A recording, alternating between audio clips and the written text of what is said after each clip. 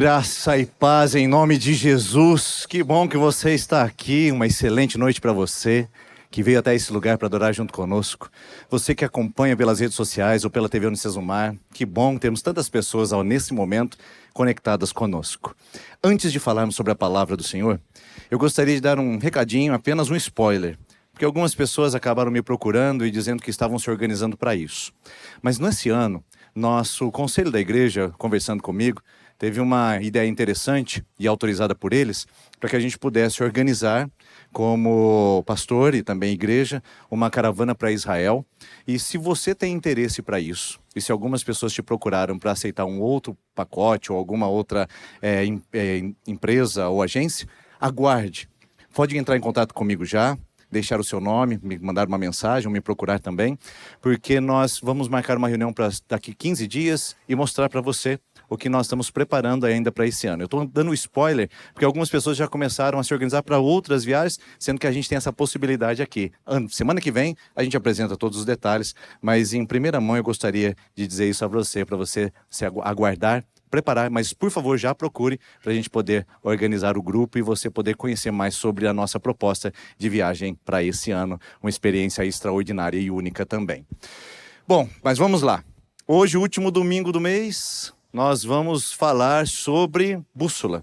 E encerramos essa série de mensagens que começou no primeiro domingo de janeiro.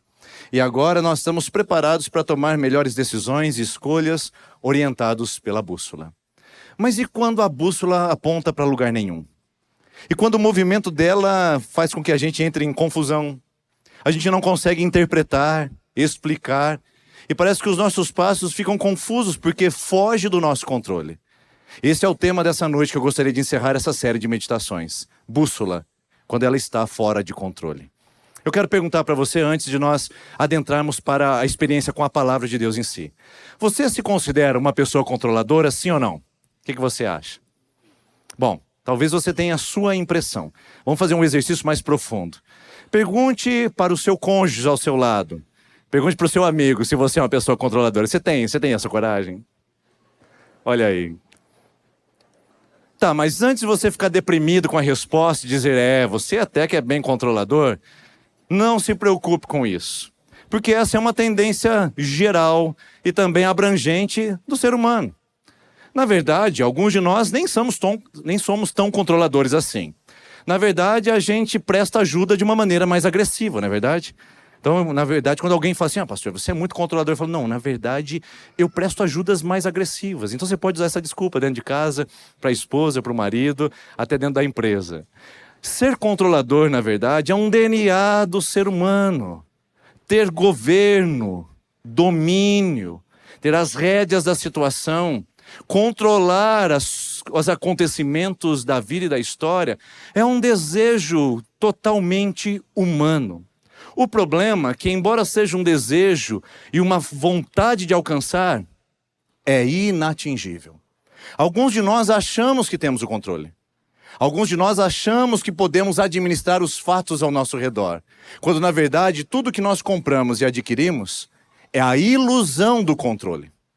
Nós não o temos de verdade. Nós apenas percebemos que usando alguns recursos, algumas técnicas, algumas narrativas, começamos a construir uma história para nós de que de alguma maneira a gente está no comando. De que as coisas estão acontecendo da maneira como planejamos e idealizamos. Quando na verdade isso é um engano, uma falácia e uma grande ilusão que muitos de nós consumimos sem nos darmos conta. Mas eu quero dizer mais uma vez, você não é exceção à regra. Não se sinta culpado ou culpado por entrar nessa armadilha do controle, do domínio pessoal, quando na verdade nós estamos sujeitos e somos vítimas de uma construção sistemática ao nosso redor que nos empurra deliberadamente para isso. E faz com que a gente atue muitas vezes inconsciente nesse padrão de controle ilusório. Existem 3 vozes que ecoam ao mesmo tempo na nossa vida e que fazem harmonia para que a gente consuma a ilusão do controle. A primeira voz é a voz sociológica, a voz social. Se você não estava aqui a semana passada, eu já dei um pouco de orientação sobre como isso se configura. Mas agora eu quero aprofundar um pouquinho mais o tema com você. Sociologicamente, nós somos formatados para termos o controle. Parece que tudo ao nosso redor conspira e favorece para que a gente se sinta nesse lugar e nessa posição de governo. Por quê? Porque desde 1490, quando Leonardo da Vinci elaborou o homem vitruviano, aquele homem no centro do universo, tirando qualquer coisa que orbitava perifericamente, trazendo ao homem toda a capacidade, beleza, simetria, completude, perfeição. O homem passa a ser então a medida de todas as coisas e nós passamos a acreditar então no antropocentrismo. Tudo gira em torno da capacidade, competência de um homem, de um ser humano altamente capaz. O iluminismo acreditou nessa trajetória e estabeleceu o processo do racionalismo, onde nós começamos então a distribuir ao ser humano a sua capacidade de tomada de decisões, confiando tão somente e absolutamente às estruturas humanas a nossa capacidade de governo. Um pouco mais adiante, um homem chamado Auguste Comte, na França, estabelece aquilo que nós chamamos de positivismo. Dentro dessa sociologia, o positivismo chegou ao ápice. Ele disse que esse homem no centro, esse homem que é a medida de todas as coisas, esse homem que é perfeito, chegou ao estágio máximo da sua evolução, ao estágio máximo civilizatório e alcançou o estágio positivo. Saímos da teologia e metafísica explicando o mundo pelos deuses. Ultrapassamos essa barreira e chegamos ao estado positivo. Ordem e progresso é o que está dentro da nossa bandeira do Brasil, que faz uma oferenda ao positivismo, dizendo que ao homem, como medida de todas as coisas, depende a sua capacidade, o seu progresso. E nós somos simplesmente fenomenais. Entrega aos homens o controle da história e eles saberão o que fazer. Bom, parece uma grande mentira. Olhando para as tragédias e desenvolvimentos históricos com isso. Mas nós hoje compramos uma ideia sem questioná-la, que é o resultado de toda essa evolução sociológica e de uma história que é contada a nós. Nós somos uma sociedade ocidental, pós-moderna, neoliberal. E o que o neoliberalismo faz? Joga sobre o seu ombro, sobre a sua responsabilidade, a capacidade de ser senhor do seu próprio destino. O homem como empreendedor de si mesmo.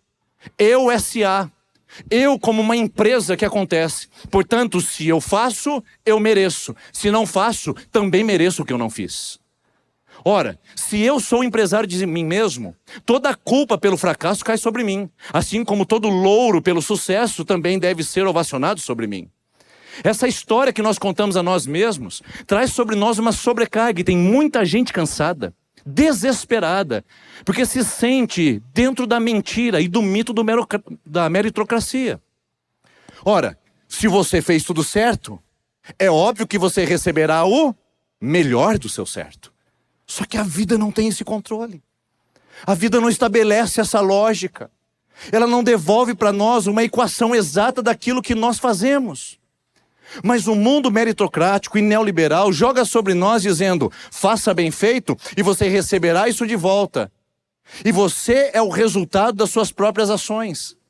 É lógico que esse discurso cai bem ao solo do nosso coração e desenvolve em nós, mais uma vez, a compra inconsciente da ilusão do controle. A sociedade nos empurra a um lugar para dizer que você, como senhor do seu destino, como autor da sua história, como ser humano capaz e à medida de todas as coisas, que você está em boas mãos quando você está com você mesmo. Mas este nada mais é do que apenas um dos enganos das muitas vozes que operam entre nós. Vamos para mais uma? A voz do nosso inconsciente, nosso sistema psíquico. Dentro da nossa estrutura mental, nós criamos adaptações para encararmos as mudanças sociais, civilizatórias, que enfrentamos no decorrer dos anos. E dentro da nossa estrutura mental, existe uma pequena estrutura chamada amígdala. A amígdala, segundo os neurocientistas, ela trabalha para nos levar a um estágio de atenção, para que nós estejamos focados naquilo que pode ameaçar a nossa sobrevivência e pode prejudicar a nossa vida. E então nós aprendemos a viver em estado de alerta. E um estresse crônico é derramado sobre a nossa existência, porque para nós, em todo tempo, estamos sendo estimulados num sequestro de amígdala, onde tudo é ameaçador. Olha, seu marido pode estar te traindo, hein? Olha, aquele investimento pode não dar o retorno que você imaginava, pelo contrário. Você viu a angulação do gráfico ou da Bolsa de Valores? Você ficou sabendo das novas negociações que a China fez com a Rússia? Você ficou sabendo que os jovens estão usando mais maconha agora no Brasil? Olha, eu acho que o seu filho pode estar envolvido numa dessas coisas. E se o seu filho for sequestrado no caminho da escola? E se você dormir e uma barata aparecer sobre a sua cama? E se?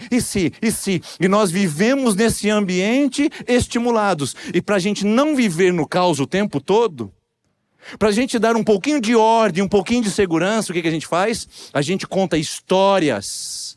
Nós organizamos o caos. E nós começamos então a dar uma previsibilidade. Eu estudei o gráfico, eu sei onde vai acontecer. Eu fiz o checklist para que isso pudesse acontecer. Eu coloquei um rastreador na bolsa do meu filho indo para a escola. Eu estou no controle. E nós começamos a contar uma história como se de fato a gente tivesse capacidade e competência de coordenar todos os eventos à nossa volta. Ilusão do controle, mais uma vez. E quem se aproveita disso? O mercado e a indústria da autoajuda. Os livros de autoajuda crescem em percentuais estratosféricos.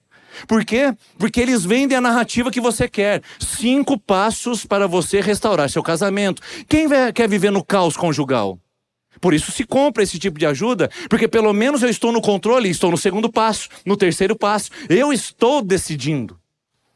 3 maneiras de se tornar bem-sucedido. 10 formas de fazer uma virada na sua história. A autoajuda conta uma história para o seu sistema psíquico que você está no controle. E isso traz um senso de segurança, um anestesiamento do sofrimento e tira um pouquinho do alerta da amígdala que fica dizendo para nós, cuidado, você está sob ameaça. Só que tudo isso ainda continua sendo ilusão de controle. E a terceira voz, que faz harmonia, e um coro no nosso coração, é a voz do nosso coração caído. Independente se você chegou hoje pela primeira vez, ou se você tem uma caminhada longeva dentro da comunidade cristã, em você está gravado o DNA da queda.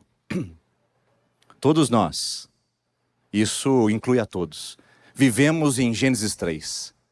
Quando lá em Gênesis 3 houve uma conversa açucarada e adoçada pela voz da serpente, que dizia assim: se vocês comerem do fruto, vocês serão senhores do seu destino. Vocês conhecerão o bem e o mal, vocês julgarão-se entre o certo e o errado. Não há quem poderá contra vocês e vocês receberão autonomia. Vocês serão como Deus. E essa voz reverberando ao decorrer dos milênios chegou até você e a mim essa noite. Nós queremos o controle porque nós queremos ser como Deus. Nós queremos criar um jardim do Éden à nossa imagem e semelhança. Nós queremos ter controle das situações que acontecem em nossa vida. Nós queremos explicá-las, exemplificá-las, descrevê-las, racionalizá-las, logicizá-las. Nós queremos um jardim que faça sentido para nós. Mas e quando não há sentido algum? E quando a bússola roda e nós não encontramos o norte? E quando estamos fora de controle? Esse aqui é o grande desafio. Porque espiritualmente estamos em procura de autonomia. E isso é resquício da queda. Nós não podemos nada sem Deus, mas o buscamos e compramos a ilusão do controle vendida pelo próprio Satanás, a você e a mim. E quantos de nós não somos clientes fiéis? Quantos de nós não depositamos e investimos nesta mentira de que podemos controlar os eventos ao nosso redor, porque podemos ser como Deus? Agora, a grande verdade é que isso tudo é uma grande ilusão, mas você precisa entender que Deus não é contra a sua ação, Deus não é contra o seu planejamento, Deus não está em oposição à sua planilha, Deus não contraria quando você está fazendo planejamentos.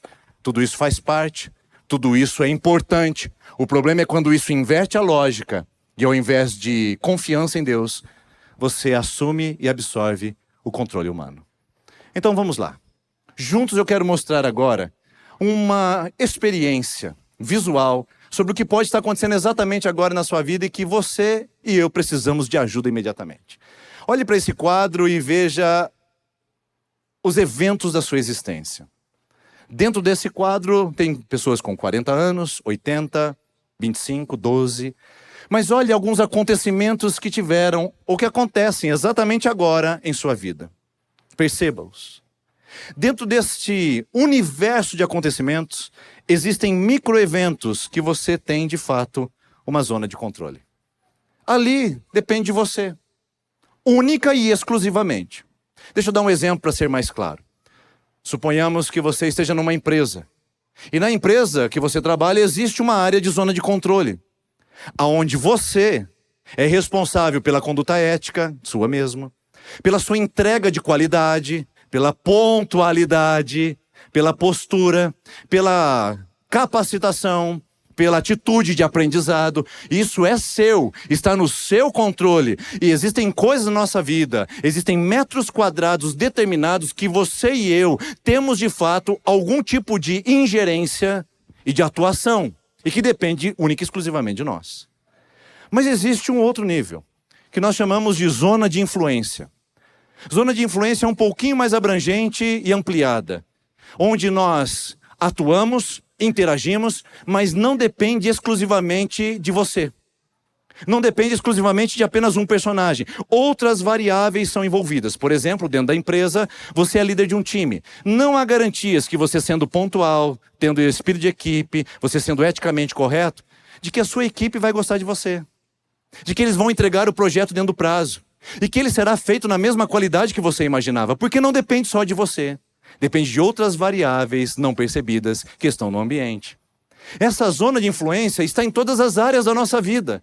E nós podemos interagir, mas, infelizmente, não diz respeito que se você fizer 2 mais 2, será igual a 4. Porque existem outras pessoas adicionando ou subtraindo na sua conta. Consegue compreender? E por fim, nós temos aquilo que nós chamamos de zona de confiança. Que é a zona fora de controle. Nesse lugar não há nenhum tipo de condições de você poder exercitar domínio ou governo. Sua faculdade não vale para nada. Sua capacidade racional não vale para nada. Os seus recursos econômicos não são suficientes. As pessoas que você tem como networking não poderão te ajudar. A previsibilidade que você fez se desmantelou. Ou seja, nesse ambiente e nesse lugar, tudo que você precisa entender é que as coisas não são como você imaginava. E não tem como você atuar nelas, porque elas estão de fato fora de controle. E o nosso problema é que nós não sabemos transitar nesse espaço. Nós não sabemos transitar nesse ambiente. Então o que eu quero convidar você a pensar e a refletir é como você tem agido no seu espaço de controle, mas como você tem agido na sua zona fora de controle. Porque olha só o que nós fazemos. Geralmente, na zona de controle, aquilo que depende de nós procrastinamos e damos desculpas. É que a empresa não remunera bem. É porque a equipe não era capacitada. É porque não havia tantas condições assim para desenvolver. Então aquilo que era para eu fazer, eu dou desculpas. Mas também na zona de influência, ao invés de interagir, eu cruzo os braços e digo, se não depende de mim, também não farei nada. Se não há garantias de que a equipe vai gostar de mim, não farei nenhum esforço para ser eticamente moderado, coerente e fazer com que as pessoas sejam acolhidas através da minha liderança. Afinal de contas, não depende de mim. E aí na zona de controle, ou melhor, na zona de descontrole, nós queremos exercitar descrença. A gente olha para aquele ambiente e diz, Deus não é bom. Deus não está fazendo nada. Eu preciso fazer, eu preciso assumir, eu preciso coordenar, meu Deus. E aí a gente perde noite de sono, vira dependente medicamentoso, criamos hábitos nocivos para a nossa vida, falamos maledicências para a nossa própria história, construímos um eu baseado na descrença, naufragamos a nossa fé e confiança e depois perguntamos onde está Deus. Você percebeu como é complexo a nossa situação? Como isso gera em nós um certo tipo de desconforto. E eu quero trazer um desconforto maior ainda a você nesse momento. Me perdoe pela sinceridade, mas eu não posso trazer para você um niilismo evangélico ou um estoicismo cristão que tem se apresentado no nosso dia. Se você depois quiser pesquisar, tanto o niilismo como o estoicismo são propostas onde você atua no vácuo. Onde você olha para situações e diz, a vida é assim mesmo. E tem muito estoicismo cristão. Tem muito crente seguindo o pregador estoico. E estoicismo não é evangelho. Nós não cruzamos os braços diante da falta de controle. Nós não ficamos passivos diante dos acontecimentos. Nós temos, ao contrário, uma fé ativa, inteligente, que se move em direção a... Mas o problema é que Deus não nos chamou a ficarmos passivos, mas também não nos chamou a ficarmos no controle. Ele nos chamou a uma atitude de fé. E que é isso? Já já a gente chega lá. Mas antes a notícia desconfortável e talvez constrangedora. Você não está no controle. Eu sei que você poupou dinheiro para achar que estava, mas uma tragédia na vida pode levar toda a sua reserva financeira do dia para a noite. Aconselhava uma família que tinha muitas posses, mas que em virtude de uma enfermidade cruel e devastadora na vida do filhinho, teve que dispor de todos os seus recursos e ainda não foram suficientes para salvar a vida daquele pequeno jovem. Não há garantias. Você não está no controle. Uma esposa que orou pelo seu marido durante 22 anos viu uma conversão milagrosa acontecer. Eu presenciei. Esse homem de uma vida sem Deus se transformou em um agente ministerial dentro da igreja. Em 6 meses ele estava na liderança do Ministério de Libras, cuidando e pastoreando dos surdos daquela comunidade. A sua esposa estava surpresa, a comunidade estava alegre com aquilo, a sua filha estava rejubilando. Havia um cenário de reorganização da vida, de sonhos, de idealizações, quando de repente eu recebo uma ligação.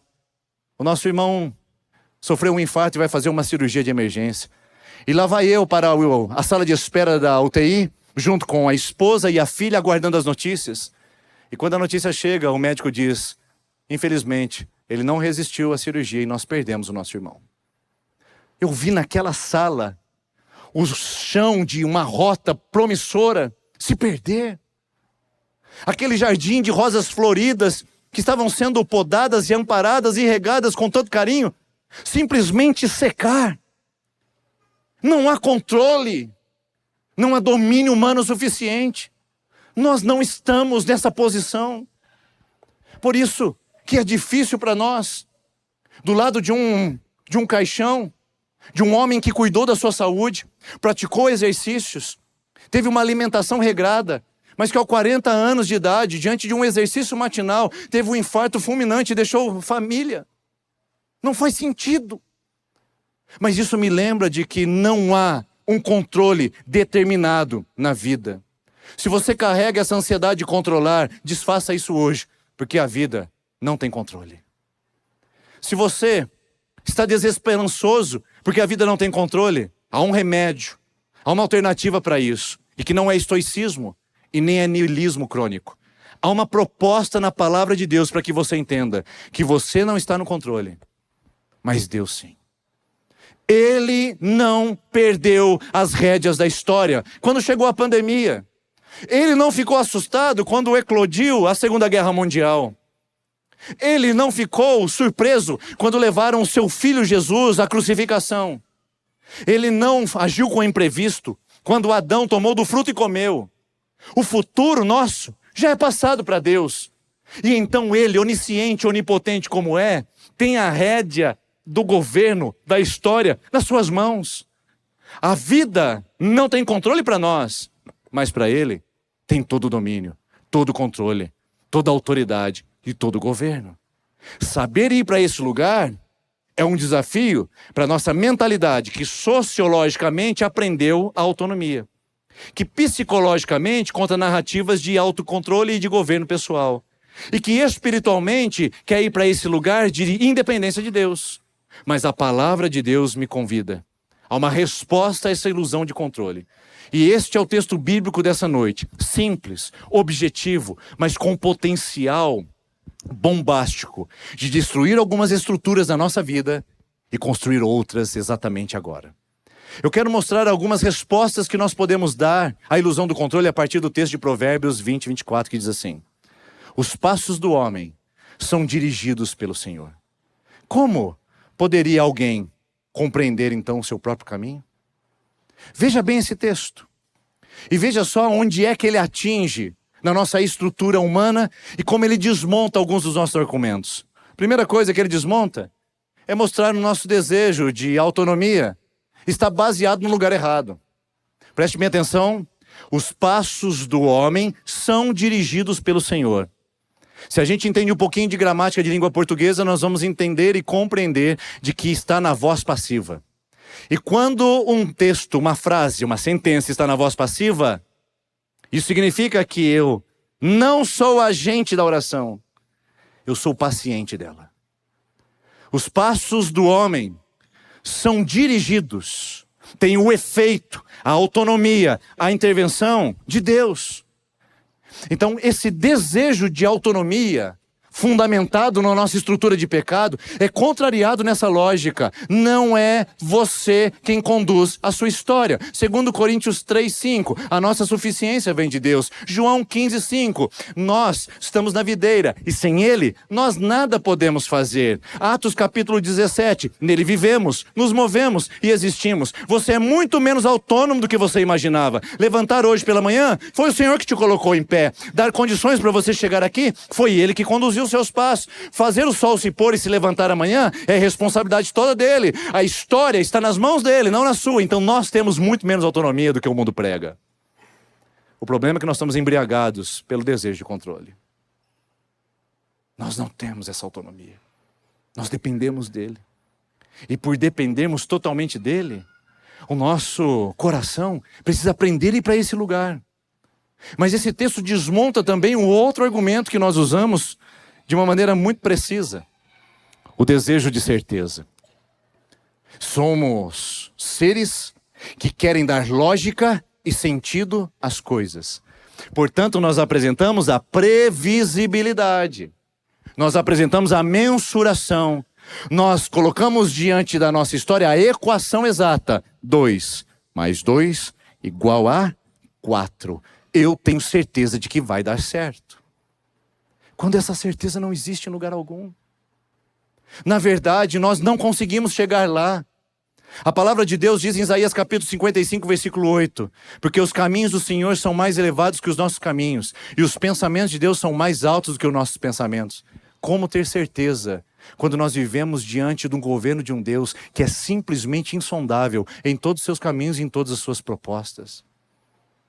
Nesse mundo que prega a nós a capacidade de racionalizar e explicar todas as coisas, nós somos chamados a viver o mistério, o inexplicável, o indomável e o incontrolável. Foi Max Weber que disse que o mundo se desencantou após o racionalismo.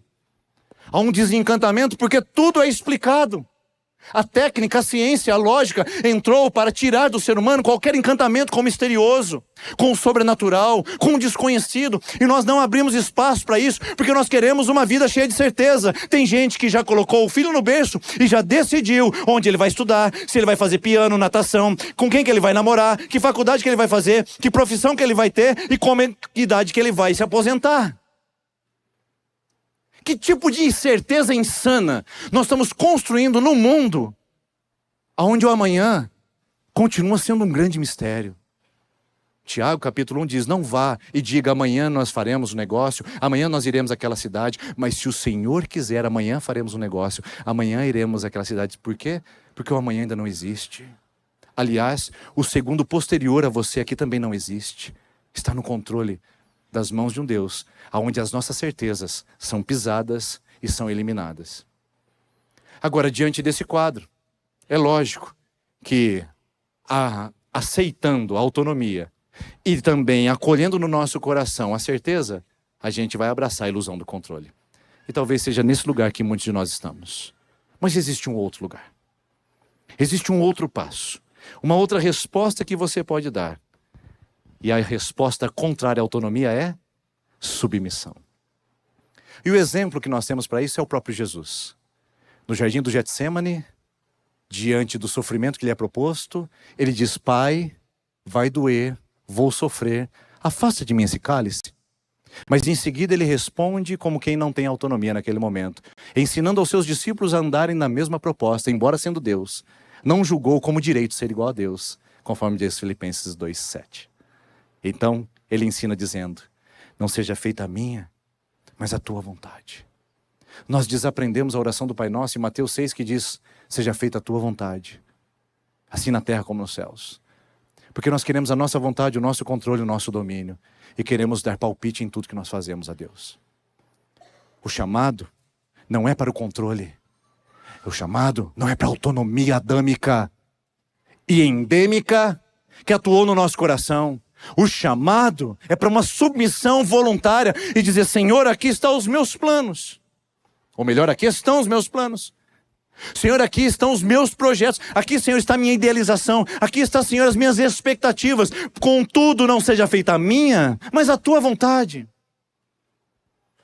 É aí que nós entramos num espaço onde vivemos o Evangelho, imitando o modelo de Jesus, e não os modelos sociais, psicológicos ou espiritualmente caídos que vivemos hoje.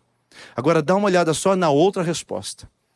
A resposta que nós podemos dar em relação à certeza é a humildade do nosso não conhecimento. De que maneira o homem poderá entender seu caminho? Uma pergunta irônica. A afirmativa na primeira sentença, ela é contraposta com a ironia da segunda. Se você tem os seus passos que não são dirigidos por você, como fazer para compreender? E é aqui que entra humildade. A palavra humilde vem do latim humus. E humus significa pó da terra. A parte superior da terra. É isso que nós somos, irmãos. É isso que nós somos, minhas irmãs. Padre Antônio Vieira escreveu um sermão no século XVII, chamado Pó Caído e Pó Levantado. Ele dizia que a nossa diferença entre o pó caído e o pó levantado é que nós vivos estamos em pé, enquanto os mortos estão deitados. Ou seja, não há garantia sobre a nossa vida. Nós não somos seres autônomos como nós imaginávamos. Somos pó e ao pó voltaremos. E temos que admitir a nossa incerteza, a nossa pequenez, a nossa incapacidade de explicar eventos e de controlar a nossa própria existência. Eu sei que não é fácil, porque esse vírus que opera em você opera também em mim. Quando uma mulher senta na frente do meu gabinete pastoral, e ela diz: pastor, eu preciso de uma resposta sua, porque eu estou desesperada. E eu digo: você veio ao lugar certo. Afinal de contas, pastores têm respostas para tudo. Se tem alguém que tem explicação, tem que ser o pastor. E então ela começa a contar a sua história para mim. E no meio do caminho eu começo a fazer elucubrações, associações, tento trazer bases bíblicas e começo a usar os meus recursos. Afinal de contas, estou indo para a 6ª faculdade, tenho 3 pós-graduações, fiz 2 mestrados, tenho uma capacidade cognitiva de fazer processamentos através dos meus recursos, e eu vou trazer uma explicação ponderada para essa mulher. Então ela termina dizendo: e então, pastor, nesses últimos 6 meses, diante de tudo que eu tinha construído para minha família, o meu marido faleceu, eu perdi o meu emprego, estava sozinha com o meu filho como mãe solo, e como filha única, minha mãe adoeceu e veio morar comigo. E ela perguntou para mim: por que isso aconteceu comigo? Então, eu limpo a garganta, reclino na minha poltrona, olho bem para ela e digo com todas as palavras mais sinceras possíveis: eu não sei. Porque como nós podemos saber? Esse desejo de explicar tudo, de não admitir a nossa humildade diante de um Deus que está superiormente colocado numa posição que nós não podemos compreender. Romanos 11:33. Ó profundidade da riqueza, da sabedoria e do conhecimento de Deus. Quão insondáveis são os teus caminhos e os teus conhecimentos tão profundos. Quem conheceu a mente do Senhor para que pudesse instruí-lo? Ou quem poderia ser o seu conselheiro? Porque dele, por ele e para ele são todas as coisas. A ele, pois, a glória hoje e eternamente. Amém. Existem situações na sua vida e na minha vida que a gente só pode dizer a ele a glória hoje e eternamente. Amém. Porque não tem explicações. Aqueles bebês que nascem, de uma experiência irresponsável, de uma troca de fluidos numa casa noturna, que nascem saudáveis, embora não tenha a estrutura familiar. E aquele casal que guardou sua integridade sexual, cuidou da sua saúde, se preparou para a gestação e que no meio do caminho teve um aborto.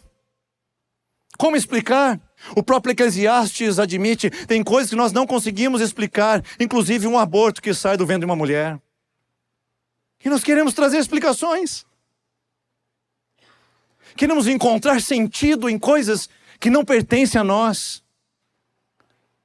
E o nosso lugar é admitir com franqueza a nossa incapacidade de descrever e explicar as coisas da nossa vida. Porque existem situações onde a bússola foge do controle. Em 2013 estava tudo planejado. Havia um projeto para a nossa vida na igreja que trabalhávamos, da cidade que morávamos.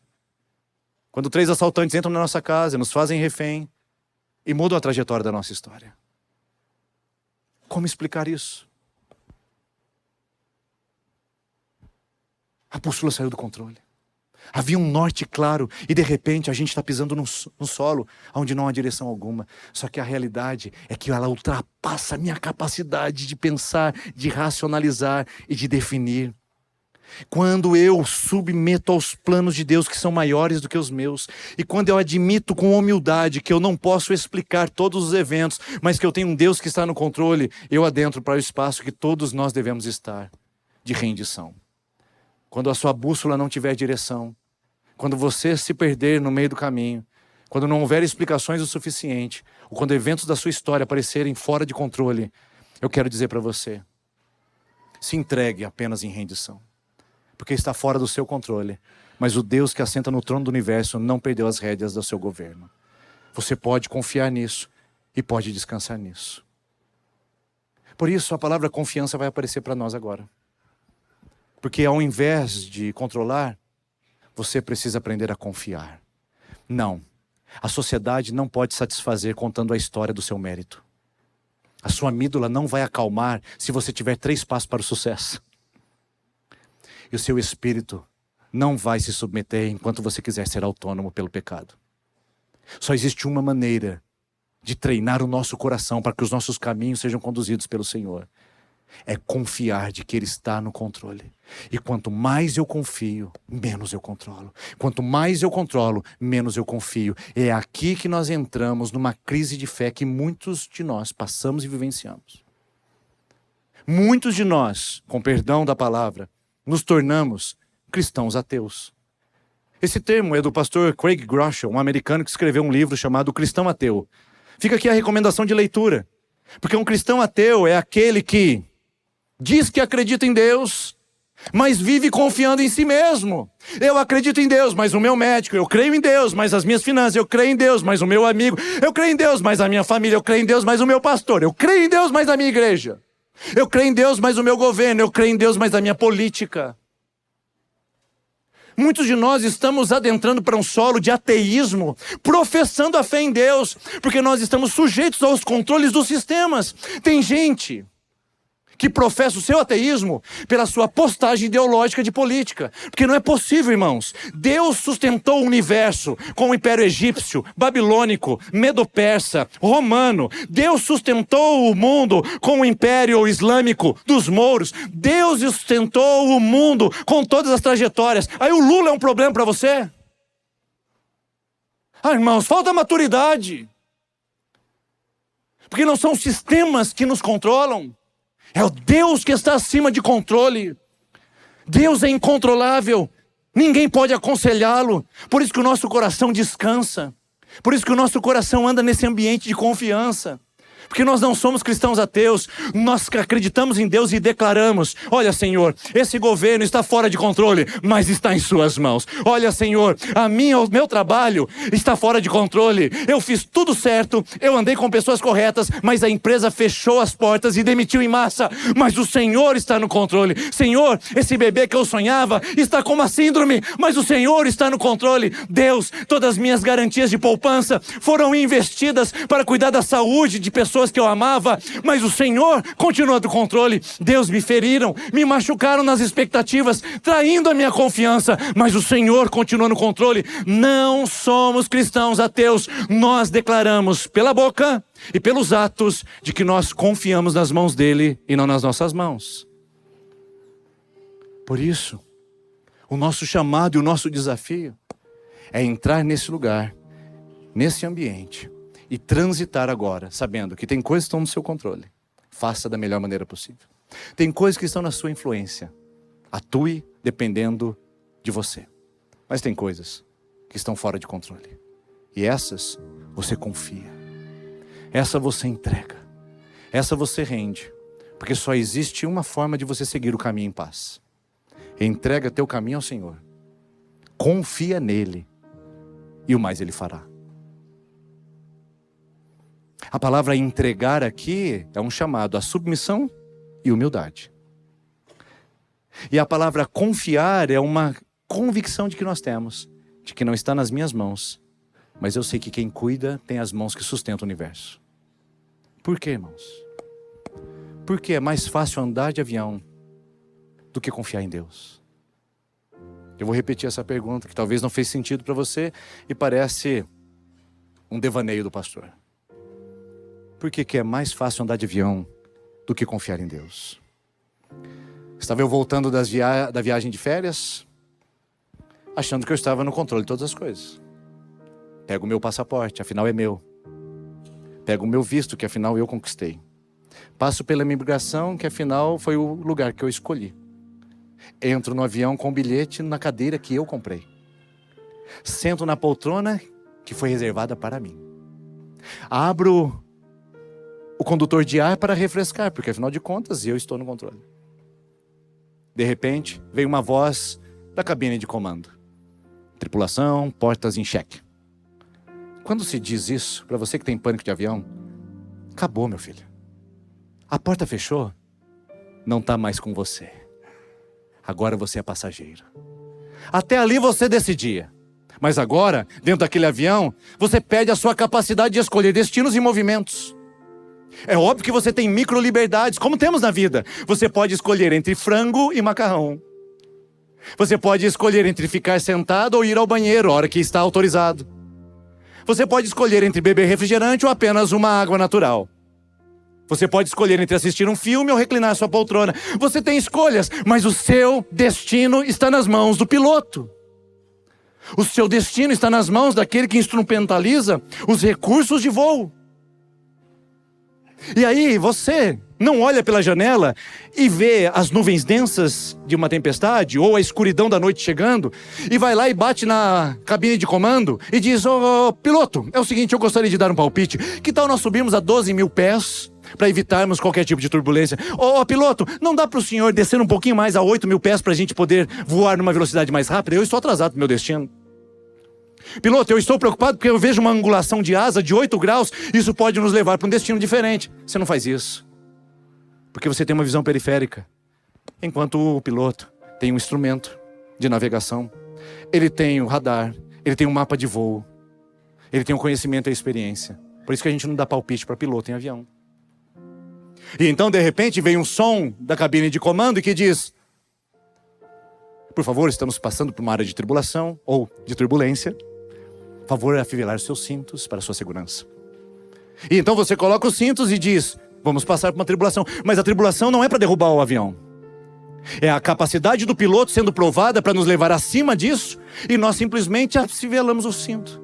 E confiamos de que ele será capaz de nos conduzir para além daquela tribulação ou daquela turbulência.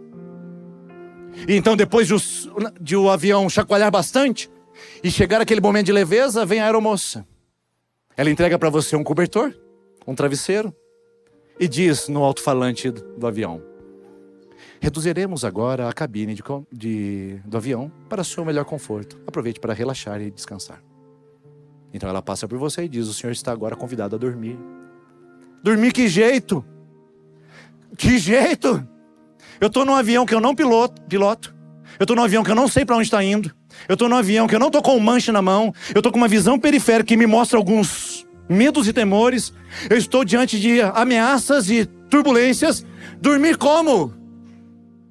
Mas eu reclino a minha poltrona, estico a cobertinha, e em 8 horas de voo eu acho que eu dormi umas 7 delas. Por que é mais fácil dormir num voo onde você não tem controle algum do que descansar na sua cama à noite, diante de um Deus que não dorme e nem descansa e que cuida de você? Por que nós conseguimos entrar num voo e colocar a nossa vida nas mãos de um piloto que pode ter falha humana e pode ter falha mecânica.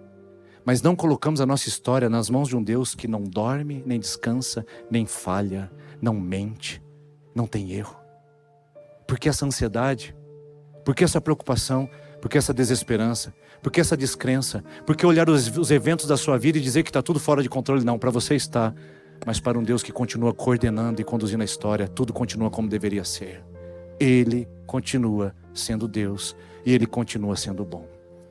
Eu não consigo explicar algumas tragédias. Eu não consigo explicar alguns desastres. Na verdade, eu não consigo explicar a maioria deles. Mas a verdade é que eu não posso controlar todas as coisas. Mas eu posso confiar em todas as coisas. E eu queria que você levasse essa lição para o seu coração. Você que é um controlador nato, você não pode controlar tudo. Mas você pode confiar em Deus, em todas as coisas. Para você que chegou aqui humilhada, fracassada, sentindo que a sua fé é imprestável, e que sente que a sua vida foi abandonada por Deus, Ele continua sendo Deus. Ele continua sendo bom. A palavra de Deus diz, Romanos 8, 28, o nosso Deus faz cooperar todas as coisas para o nosso bem, segundo o seu propósito. É nessa confiança que nós nos movemos. Quando você não souber explicar, confie. Quando você não conseguir controlar, confie. Quando você não conseguir ter autonomia, confie. Porque é esse Deus que está controlando acima da nossa história e governando a nossa vida.